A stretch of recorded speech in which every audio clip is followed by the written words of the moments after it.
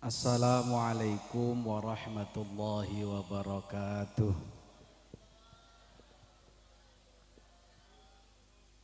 Bismillahirrahmanirrahim. Alhamdulillahi rabbil alamin. Allahumma salli wa sallim ala sayyidina Muhammadin wa ala ali sayyidina Muhammad. Adada ni'amillahi wa ifdalih. Allahumma akrimna binuril fahmi wa akhrijna min dhulumatil wahmi waftah lana abwaba rahmatika wanshur alaina hikmataka ya arhamar rahimin. Subhanaka la ilma lana illa ma 'allamtana innaka antal alimul hakim. Allahumma hidayatan lis-shawab, amma ba'du.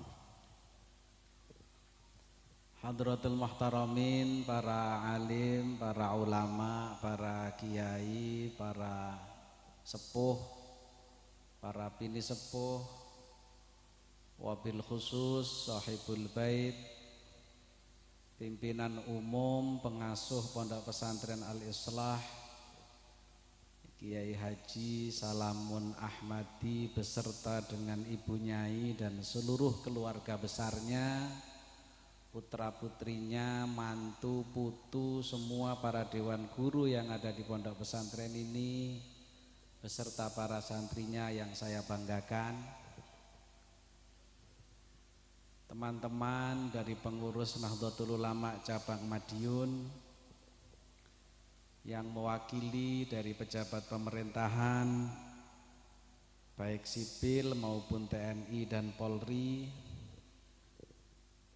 para wali santri, para anak-anak santri, semuanya yang hadir di tempat ini, mudah-mudahan kita dijadikan oleh Allah menjadi hamba-hambanya yang istiqomah dalam iman dan Islam,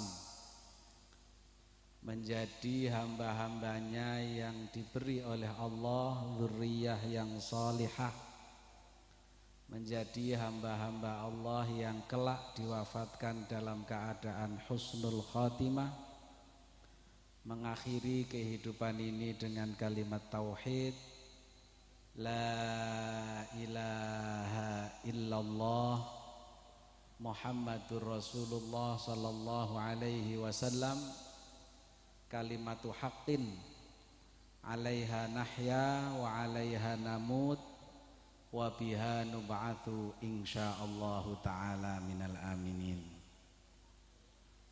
Sebenarnya saya ini bukan tukang pidato, tapi karena Pak Kiai Salamun ngundangnya ke abah saya, jadi ini perintahnya abah saya suruh silaturahim ke sini, saya niatin silaturahim.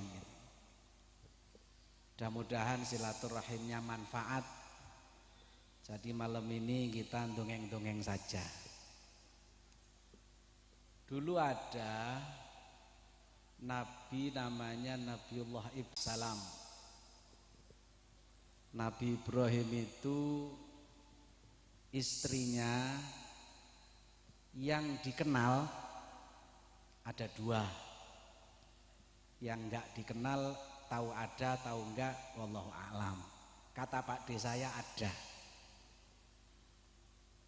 Yang pertama namanya Siti Saroh, punya anak namanya Ishak. Yang kedua namanya Siti Hajar, punya anak namanya Ismail. Nabi Ibrahim ini nabi, rasul dan ulul azmi, punya istri dua, lahir dari dua istri tersebut juga nabi dan rasul, Ishak dan Ismail. Dari Ishak lahir namanya Yakub, berarti cucunya Nabi Ibrahim. Itu juga nabi dan rasul. Yakub punya anak 12. Dalam tafsir para ulama disebutkan yang 11 jadi nabi, yang jadi nabi dan rasul hanya satu, yaitu Yusuf alaihissalam.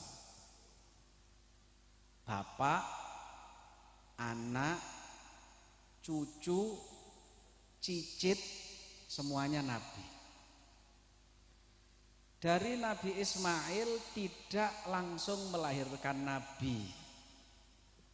Matur suwun. Kan ngopi apa kan pidato? Punya anak langsung jadi nabi tidak ada. Tapi beliau melahirkan suku namanya Arab. Arab itu keturunannya Nabi Ismail. Dari Arab lahir suku namanya Quraisy. Dari Quraisy lahir suku namanya Bani Hashim dan Bani Muttalib. Dari Bani Hashim dan Bani Muttalib lahir baginda junjungan kita Nabi besar Muhammad sallallahu alaihi wasallam sebagai khatamul anbiya wal mursalin, yaitu Rasulullah sallallahu alaihi wasallam. Hebat beliau ini. Beliaunya orang soleh dan bisa melahirkan anak yang soleh, bisa juga mencetak generasi yang soleh. Guru saya ngasih nasihat, idza ra'aitumus sholihin ungduru ila bidayatihim. Kalau kalian melihat orang soleh, orang sukses, lihat prosesnya. Wala tangduru ila bidayatihim, jangan kalian lihat barang jadinya. Lek ndelok wong soleh wis dadi penak, kita tidak tahu prosesnya seperti apa. Makanya kalau lihat orang sukses, lihatlah prosesnya. Apa rahasianya kok Nabi Ibrahim bisa demikian? Tentunya banyak hal. Hanya yang saya bisa ceritakan, yang saya ngerti dan yang saya dengar dari guru-guru saya, ada 4 minimal yang bisa kita contoh. 1, Nabi Ibrahim sebagai orang tua adalah sosok yang tidak pernah nyumpahin orang lain, baik yang memusuhi maupun yang ditemani oleh Nabi Ibrahim. Sing apik teng Nabi Ibrahim didongakne apik, yang jahat kepada Nabi Ibrahim tetap didongakne apik. Dalam Al-Quran diabadikan oleh Allah Subhanahu wa ta'ala, beliau menyampaikan, waman tabi'ani fa innahu minni waman asani fa innaka ghafurur rahim.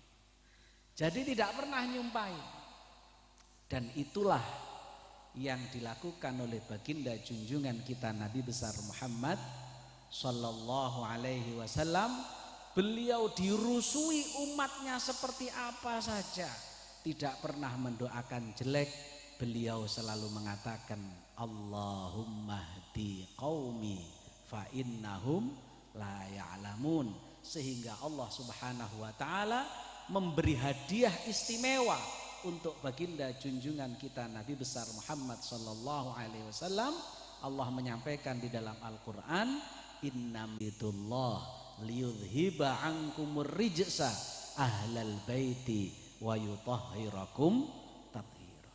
Jadi proses generasi yang soleh itu dimulai dari orang tuanya. Tidak cukup titip gene kiai, Pak Kiai kula titip anak kula, jenengan pecut nggih monggo, jenengan delepne nggih monggo, sing penting anak kula dadi tiyang sae. Tapi orang tua tidak punya ikhtiar, itu tidak cukup. Kepribadian orang tua mempunyai dampak untuk kesolehan anaknya. Yang nomor 2, Nabi Ibrahim sangat mempunyai sugesti terhadap kekuatan doa. Sehingga di dalam Al-Quran Hampir semua doa yang diabadikan dari doanya Nabiullah Ibrahim alaihissalam itu tidak ada doa yang ketinggalan kata dzurriyyah. Rabbi ja'alni muqimas salati wa min dzurriyyati. Rabbana waj'alna muslimaini laka wa min dzurriyyatina. Rabbana inni askantu min dzurriyyati. Jadi kekuatan doa ini dipercaya sangat mempunyai keistimewaan yang luar biasa.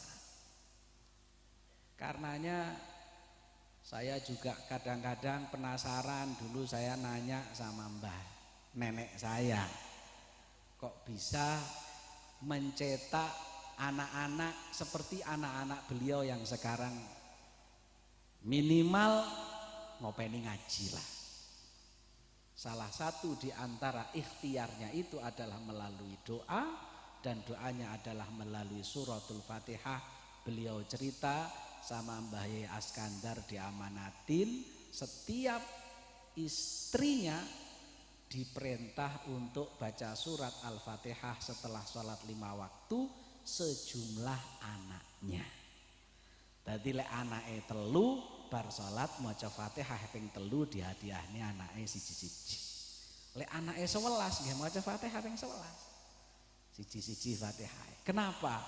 Karena di dalam surat Al-Fatihah itu di dalamnya mengandung unsur doa.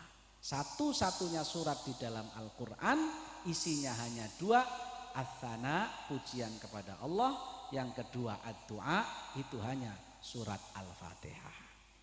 Mulai bismillahirrahmanirrahim sampai dengan maliki yaumiddin itu ats-tsana, pujian kepada Allah, kemudian mulai ihdinas siratal mustaqim sampai akhir surat itu isinya doa. Orang yang menghadiahkan bacaan suratul Fatihah untuk anaknya secara tidak langsung dia sudah memohon kepada Allah pengen anak yang difatihai jadi orang soleh. Kenapa? Karena di dalam Al-Quran ada istilah namanya tafsirul Quran bil Quran. Ayat Al-Quran satu dijelaskan oleh ayat Al-Quran yang lain. Contoh, wa innaha lakabiratun illa 'alal khashi'in. Orang khusyuk itu siapa? Alladzina yadhunnuna annahum mulaqu rabbihim wa annahum ilaihi raji'un. Begitu juga di dalam surat Al-Fatihah. Surat Al-Fatihah itu kita mintanya apa? Ihdinas siratal mustaqim. Siratal mustaqim itu yang bagaimana? Siratal ladzina an'amta 'alaihim. Siapakah orang yang an'amta 'alaihim itu? Dijelaskan dalam ayat yang lain, ma'al ladzina an'amallahu 'alaihim minan nabiyyin wasiddiqin wasyuhada wassalihin. Berarti wong sing maca surat Al-Fatihah untuk anaknya itu secara tidak langsung mohon agar anaknya jadi orang soleh. Tidak ada kenikmatan hidup yang melebihi punya anak yang soleh. Jadi kekuatan doa. Dan doa itu adalah silahul mukminin, senjatanya orang mukmin. Terakhir senjata yang paling ampuh adalah doa.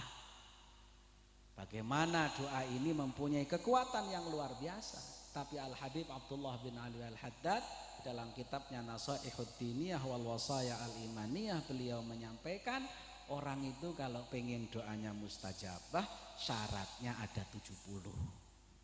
70 aku ya ora hafal kabeh. Cuman beliau menyampaikan wa a'dhamuha luqaimatul halal. Syarat yang paling berat itu adalah suapan makanan yang halal yang masuk ke dalam perut. Nah sekarang ini umat Islam digoda bagaimana biar tidak peduli dengan halal dan haram sehingga senjatanya menjadi tumpul.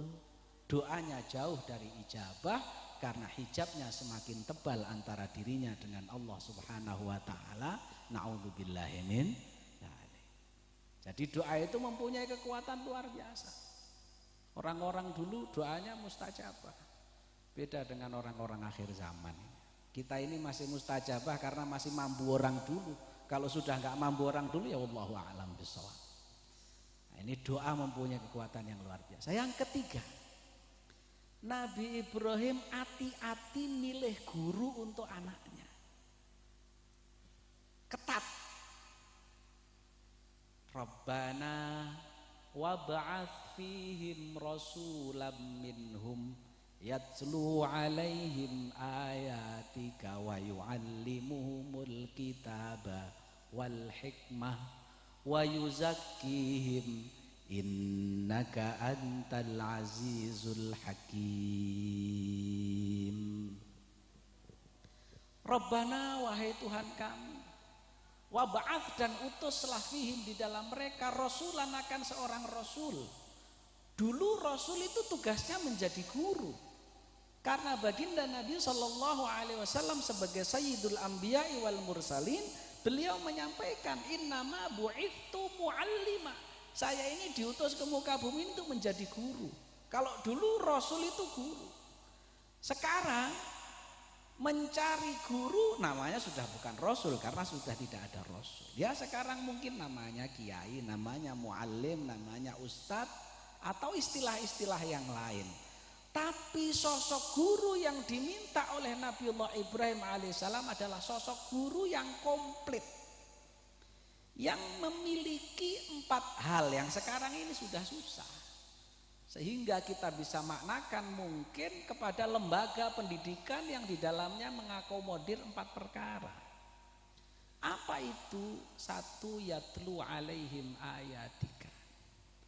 Yang kedua, wa yu'allimuhumul kitab. Yang ketiga, wal hikmah. Dan yang keempat adalah wa yuzakkihim. Bagaimana seorang anak dididik oleh seorang guru yang memiliki 4 kriteria ini. Kenapa yatlu alaihim ayatika adanya di depan? Deres kira-kira begitu. Karena al-ilmu itu adanya di dalam hati dan harus disampaikan kepada hati. Ya, ma kharaja minal qalb sadafal qalb. Sesuatu yang keluarnya dari hati akan bertemu dengan hati. Wa ma kharaja minal lisan la yujawizul adzan. Sesuatu yang keluarnya dari lisan hanya akan menyentuh telinga. Sehingga ketika al-ilmu fis sudur, ilmu itu ada di dalam hati, maka bagaimana seorang guru mempunyai PR, ilmu yang ada di dalam hatinya bisa ditransfer kepada murid juga sampai kepada hatinya. Karenanya kita juga ngelihat aneh perjuangan orang-orang zaman dulu, para wali songo mungkin yang datang dari negeri seberang, yang mungkin belum begitu memahami bahasa lokal di negeri kita ini. Dakwah dengan begitu singkat bisa diterima dengan bahasa yang mungkin susah untuk dipahami secara langsung. Akan tetapi hati yang digunakan untuk berdakwah menjadi hati yang sudah bersih, sehingga dakwahnya mudah diterima walaupun mungkin bahasanya tidak seperti yang mudah dicerna. Kenapa? Karena sudah diawali dengan hati, dan hati akan semakin tajam bila selalu diasah dengan tilawah. Makanya kita dinasehatin, salah satu di antara yang bisa menjadi obat untuk hati ini menjadi baik adalah membaca Al-Quran, tilawah. Jadi yatlu alaihim ayatika. Yang kedua, wa yu'allimuhumul kitab, memahamkan kepada santri-santrinya, murid-muridnya, bahwa di dalam agama kita ini tidak ada dikotomi ilmu. Semua ilmu itu ilmunya Allah Subhanahu wa ta'ala. Hanya kebetulan sebagian mempelajari hal-hal yang bersifat umum, sebagian mempelajari hal-hal yang bersifat agama. Tidak ada ilmu umum, ilmu agama tidak ada. Dulu abah saya kalau pidato tidak ada dikotomi ilmu, itu kampanyenya Belanda. Sehingga kalau dianggap kalau belajar ilmu umum itu enggak oleh ganjaran. Kalau belajar ilmu agama dapat ganjaran. Akhirnya santri sampai waleh pagi sampai malam belajarnya doroba zaitun amron zaitun qaimun gitu terus. Enggak kebagian bagaimana ngurusin tambang, bagaimana ngurusin pesawat, bagaimana ngurusin sinyal dan seterusnya. Akhirnya kita menjadi ketergantungan dan semua keuntungan yang dimiliki untuk hal-hal yang berkaitan seperti itu menjadi jauh daripada agama. Tidak ada dikotomi ilmu. Semua sumber ilmu itu adalah Al-Quran. Alladzina yatafakkaruna fi khalqis samawati wal ard, yang ujung dari belajar itu adalah melahirkan generasi-generasi yang mengatakan Rabbana ma khalaqta hadza batila. Generasi-generasi yang belajar apapun ujungnya akan berdampak kepada pengagungan kepada Allah Subhanahu wa ta'ala. Kita ini belajar ekonomi, catat mencatat itu namanya apa? Akuntansi ya.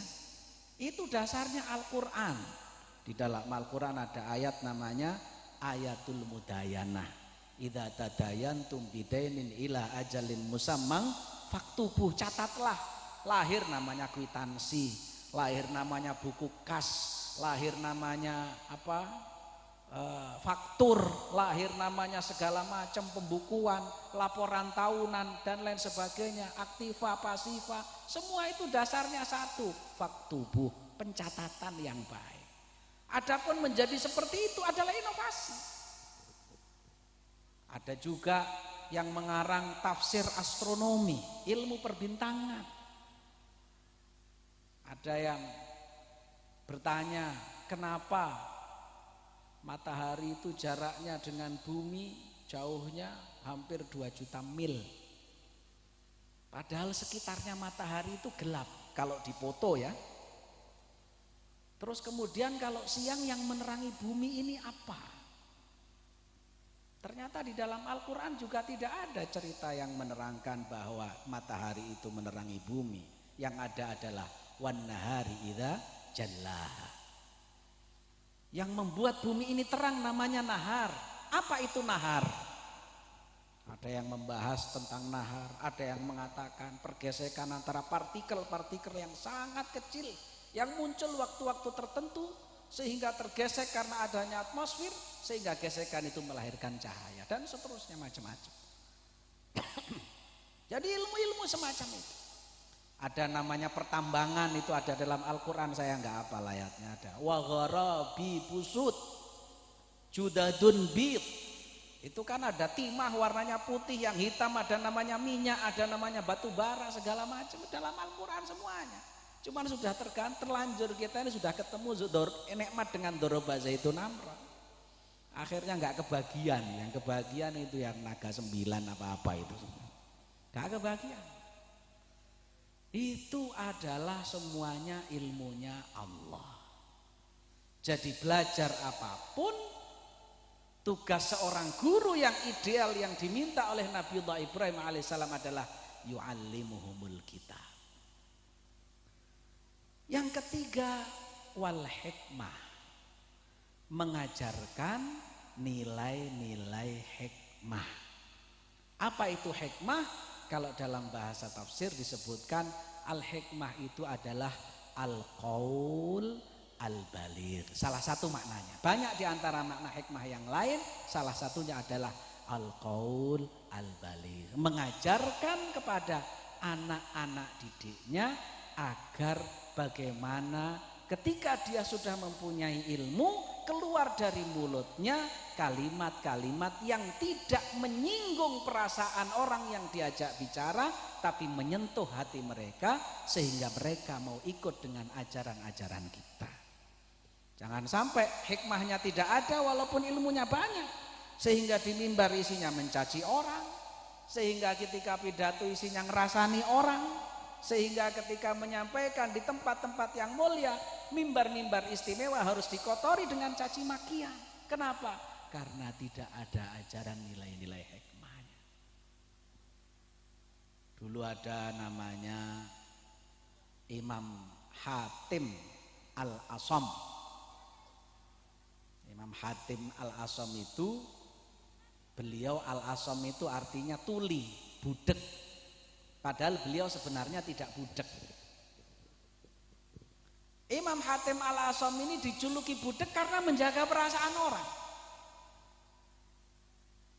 Suatu saat kedatangan tamu perempuan, masih muda, pengen tanya tentang urusan agama, Belum nanya baru duduk di depannya kiai kentut.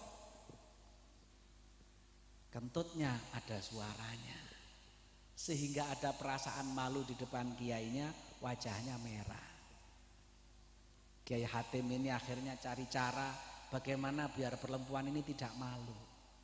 Akhirnya Pak Kiai Hatimnya bilang, "Mbak, saya tadi nggak dengar sampean tanya apa, tolong suaranya dikencengin." Akhirnya perempuan tadi perasaannya menjadi tenang, tidak gugup lagi karena pikirannya pasti kiai nggak dengar sama kentut saya. Setelah bertanya dengan suara yang lebih keras, ya biasa. Kemudian perempuan ini keluar dari rumahnya kiai, mungkin cerita sama temennya. Akhirnya suatu saat Kiai Hatim keluar rumah, dengar suara omongan, "Oh, kiai yang katanya budek itu ini," katanya. Kiai Hatim akhirnya ngertikan perempuan tadi. Jangan-jangan dia cerita. Akhirnya apa? Kiai Hatim Al-Asham berusaha menjaga perasaannya satu perempuan tadi biar tidak malu, pura-pura budek sampai perempuan yang kentut tadi mati. Berapa lama pura-pura budeknya sampai perempuan tadi mati? 40 tahun. Setelah 40 tahun perempuan tadi mati, baru Imam Hatim Al-Asham terus terang, "Saya enggak budek, cuma jaga perasaan dia yang sudah terlanjur tahu kalau saya budek." Menjaga perasaan satu orang. Akhir zaman nyari model begini sudah susah, sudah gak nemu. Karenanya maka hikmah itu penting. Dakwah itu yang pertama diperintahkan oleh Allah Subhanahu wa taala kepada baginda junjungan kita Nabi besar Muhammad sallallahu alaihi wasallam adalah bil hikmah. Yang pertama, ud'u ila sabili rabbika bil hikmah. Jadi hikmah itu menjadi penting.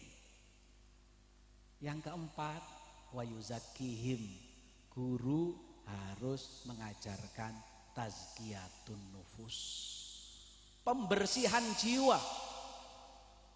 Orang ngaji, orang cari ilmu itu datang ke pesantren atau datang ke tempat manapun, ibaratkan orang yang pengen cari air minum, dia sudah bawa gelas, bawa wi'a, bawa tempat untuk diisi air yang bisa dia minum. Tempat ini ada yang kotor, ada yang bersih. Yang kotor, ada yang kotorannya sudah lengket sehingga membersihkannya butuh waktu, baru dia bisa diisi air dan diminum. Apakah nggak bisa dipaksa diisi air? Bisa saja, tapi airnya akan keruh. Sehingga kadang-kadang orang mondok itu beda-beda. Enek sing wis setahun sama kiainya suruh pulang, sudah cukup ngajinya. Karena mungkin ketika datang sudah bersih tempatnya. Ada yang jadi santri abadi sampai tuwek gak balik-balik juga ada. Dan kadang-kadang kita mempelajari, belajar di pesantren, belajar di sekolah, satu kelas isinya 30 orang, masuknya jamnya sama, guru yang mengajarkan sama, kitab yang diajarkan sama, keluar dari pesantren, keluar dari sekolah, jadinya orang berbeda-beda. Apanya yang salah? Yang salah adalah mungkin masing-masing tempat yang dibawa untuk cari minum ini berbeda. Sehingga penting biar ini diproses, dibersihkan dulu baru diisi dengan air. Sehingga air itu ketika diminum tidak menjadi penyakit. Dan yang paling berat, kotoran yang sulit untuk dihilangkan adalah penyakit kesombongan. Padahal sombong itu berlawanan dengan yang namanya ilmu. Al-ilmu harbun lil muta'ali kasaili harbun lil makanil ali. Ilmu itu ilmu itu. Al-ilmu harbun, perang dia. Lil muta'ali, melawan orang yang punya jiwa yang sombong, tidak akan pernah bertemu. Kasaili, seperti air yang mengalir. Harbun, dia juga melawan lil makanil ali, terhadap tempat yang tinggi. Air selalu mencari tempat yang rendah. Dan merendahkan atau menghilangkan sifat kesombongan ini melalui tazkiyatun nufus. Pelajaran tazkiyatun nufus itu sederhana. tidak ada di dalam kelas, tidak ada di dalam kurikulum, karena itu bisa diraih dengan cara khidmah, ngabdi. Makanya salah satu di antara Syekhul Masyayikh di Pulau Jawa ini adalah Syekhona Khalil Bangkalan yang bisa melahirkan generasi-generasi yang luar biasa. Ternyata salah satu media menciptakan generasi santri yang sukses adalah semua santrinya disuruh khidmah, ngabdi. Karena orang yang mengabdikan diri, mau tidak mau dia harus memposisikan dirinya rendah di hadapan gurunya, sehingga menjadi manusia yang tinggi, diangkat derajatnya oleh Allah Subhanahu wa taala. Sayyidina Abdullah ibn Abbas radhiyallahu anhuma, beliau mengatakan, "Dzulliltu talibah fa'uzziztu matluba." Dulu ketika saya mencari, belajar, ngaji, saya rendahkan diri saya.